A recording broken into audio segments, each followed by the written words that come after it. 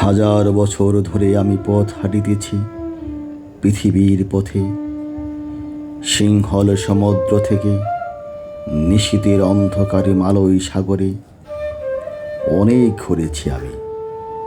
বিম্বিসার অসুখের ধূসর জগতে সেখানে ছিলাম আমি।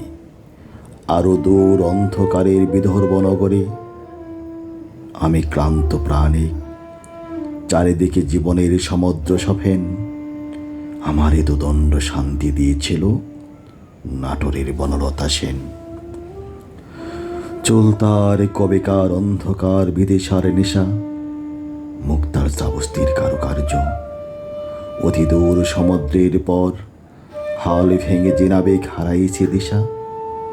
সবুজ ঘাসের দেশ যখন সে চোখে দেখে দারুচিনি দ্বীপের ভিতর, তেমনই দেখেছি তারে অন্ধকারে।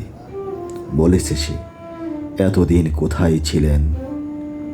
পাখির নীরের মতো চোখ তুলে নাটোরের বনলতা সেন। সমস্ত দিনের শেষে শিশিরের শব্দের মতন সন্ধ্যা আসে। ডানা রৌদ্রের গন্ধ মুছে ফেলে চিল। পৃথিবীর সব রং নিভে গেলে পাণ্ডুলিপি করে আয়োজন। তখনও গল্পের তোরে জোনাকি রঙে ঝিলমিল।